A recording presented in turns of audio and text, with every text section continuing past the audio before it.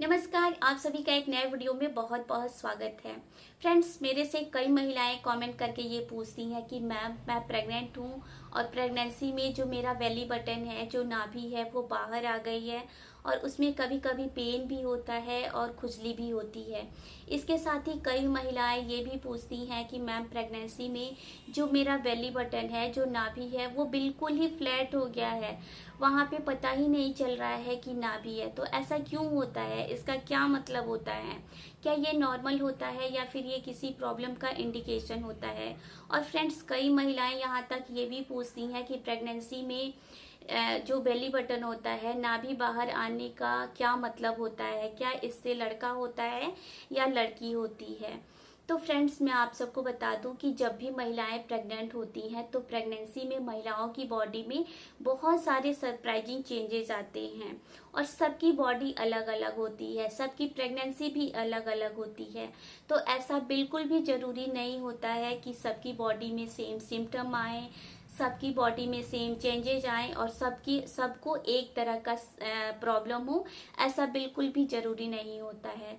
तो फ्रेंड्स, आज के इस वीडियो में मैं बताने वाली हूँ कि प्रेगनेंसी में महिलाओं का जो बेली बटन होता है, जो नाभि होता है, वो बाहर क्यों आ जाता है, या फिर जो नाभि होता है वो फ्लैट क्यों हो जाता है, वो बराबर क्यों हो जाता है, इसका क्या मतलब होता है, इसका क्या रीजन होता है कि ये बाहर आ जाता है या फिर ये फ्लैट हो जाता है। क्या ये नॉर्मल होता है प्रेगनेंसी में या फिर ये किसी प्रॉब्लम को इंडिकेट करता है प्रेगनेंसी में। और फ्रेंड्स, इसके साथ ही मैं ये भी बताऊंगी कि प्रेगनेंसी में नाभि बाहर आने से या फिर नाभि फ्लैट होने से लड़का होता है कि लड़की होती है, मैं आप सबको ये भी बताऊंगी। तो फ्रेंड्स, मैं आप सबको बता दूं कि ये वीडियो बहुत यूजफुल है। आप वीडियो को पूरा देखिएगा ताकि आपको पूरी जानकारी मिल सके।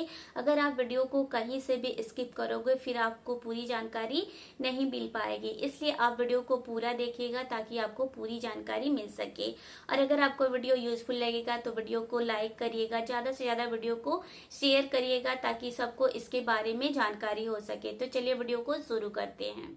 तो फ्रेंड्स, जैसा कि मैंने आप सबको बताया कि जब महिलाएं प्रेग्नेंट होती हैं तो प्रेगनेंसी में महिलाओं की बॉडी में बहुत सारे चेंजेस आते हैं और सबकी बॉडी अलग अलग होती है और सबकी प्रेगनेंसी भी अलग अलग होती है।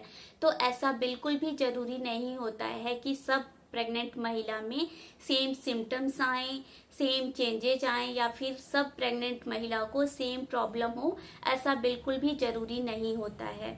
तो फ्रेंड्स, जब महिलाएं प्रेग्नेंट होती हैं तो प्रेग्नेंट महिलाओं के बेली बटन में प्रेगनेंसी के दौरान जो चेंजेज आते हैं वो दो तरह के चेंजेज आते हैं। तो पहला जो बेली बटन में चेंज आता है वो आता है कि कई महिलाओं का जो बेली बटन होता है, जो नाभि होता है, वो आउटी हो जाता है। आउटी होने का मतलब क्या होता है कि नाभि जो होती है वो बाहर आ जाती है।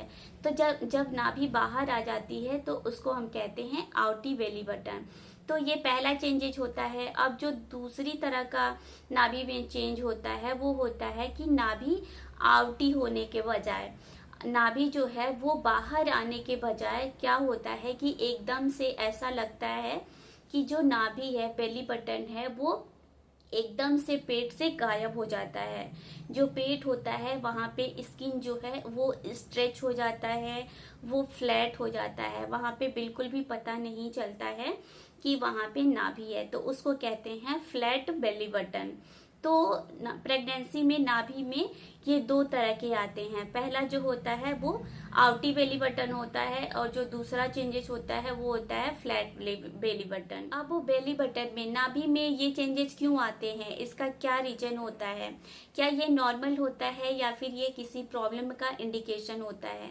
तो देखिए फ्रेंड्स, क्या होता है कि यूट्रस में जो ग्रोइंग फीटस होता है, बच्चेदानी में जब बच्चे का ग्रोथ होता है तो जो यूट्रस का प्रेशर होता है, मान लीजिए कि ये यूट्रस है और जब यूट्रस में फीटस का, बच्चे का ग्रोथ होता है तो यूट्रस ऐसे ग्रो करता है। तो ये यूट्रस की दीवार है, तो यूट्रस का प्रेशर जो है वो जब एब्डोमिनल वॉल को प्रेस करेगा, ये मान लीजिए कि पेट की दीवार है, तो यूट्रस का प्रेशर जो है जब एब्डोमिनल वॉल को प्रेस करेगा तो उसी के कारण से, यूट्रस के प्रेशर के कारण से एब्डोमिनल वॉल में खिंचाव आता है, पेट की जो दीवार होती है उसमें खिंचाव आता है। तो यूट्रस के प्रेशर के ही कारण से जो बेली बटन होता है, जो नाभि होता है, वो उसमें ये चेंजेज आते हैं। या तो आउटी बेली बटन हो जाता है, नाभि जो है वो या तो बाहर आ जाता है या फिर फ्लैट नाभि हो जाता है।